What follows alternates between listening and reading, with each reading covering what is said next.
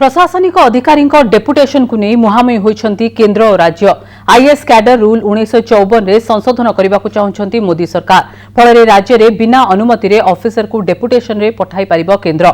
किंतु एपरि नीति बदलाइबा निष्पत्ति को नहीं आपत्ति उठाइछंती पश्चिमबंग मुख्यमंत्री ममता बनर्जी।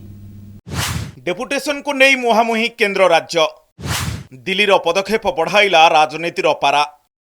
प्रशासनिक अधिकारी डेपुटेशन जावाक हेले एणिकी आउ राज्य सरकार अनुमतिर आवश्यकता पड़ो ना। एथिपाई उद्दिष्ट नियम रे परिवर्तन करने आगवर होइछंती केंद्र सरकार। किंतु एई पदक्षेप संघीय गणतंत्र पर विपद आणियो बोली जुक्ति भाड़ी एकाधिक राज्य याकू विरोध मध्य करने आरंभ कले।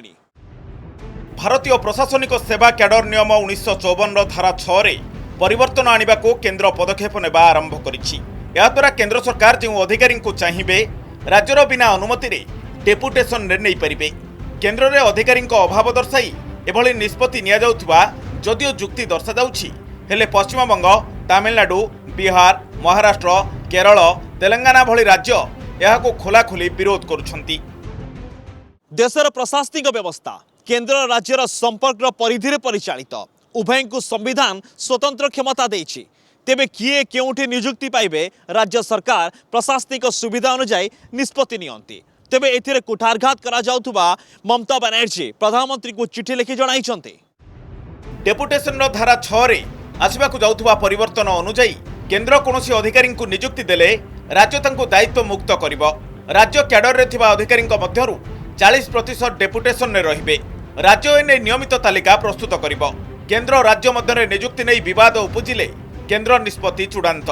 राज्य केंद्र निष्पत्ति को निर्दिष्ट समय सीमा मध्य कार्यकारी करिवो। जनवरी 12 तारिख रे ओडिशा समेत सबु राज्य को एई मर्म रे चिठी आसीछि। 25 तारिख सुधा या उपरे आभिमुख्य जणाइबाकू कुहा जाइछि।